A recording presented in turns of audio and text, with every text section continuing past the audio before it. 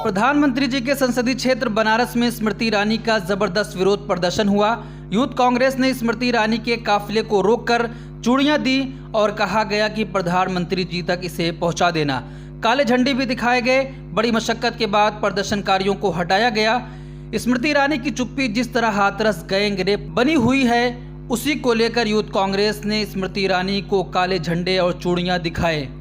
आप सोचिए, एक महिला 2014 से पहले हर बात पर प्रधानमंत्री जी को घेरने वाली और प्रधानमंत्री जी तक चूड़ियां भेजने वाली, जब निर्भया कांड 2012 में हुआ था तो प्रधानमंत्री जी को चूड़ियां भेज रही थी। लेकिन आज इस गैंग रेप पर स्मृति ईरानी चुप क्यों हैं, जिसकी वजह से वो बनारस में थी और वहां के यूथ कांग्रेस के लोगों ने उनकी गाड़ियां रोकी, काले झंडे दिखाए और उनको चूड़ियां दी कि जाकर प्रधानमंत्री नरेंद्र मोदी जी को दे देना।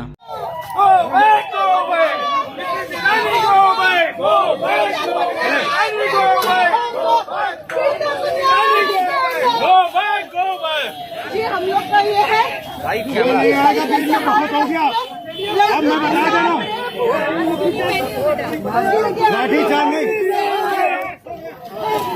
जिस तरीके से रेप हुआ है। चलिए मैडम, बात हो गई, आपको निकाल नहीं ना ठीक। ये लगाइए मास्क।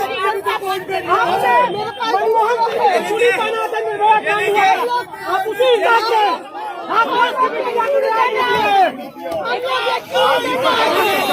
क्यों मन बची?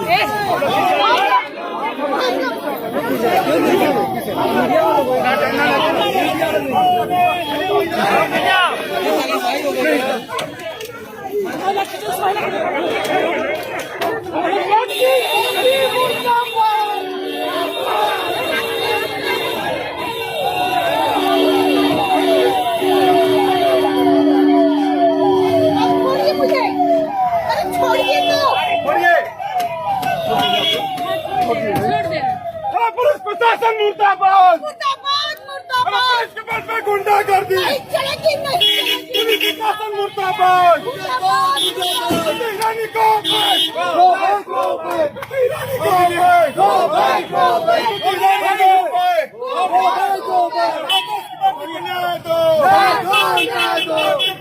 बंद करो। महिला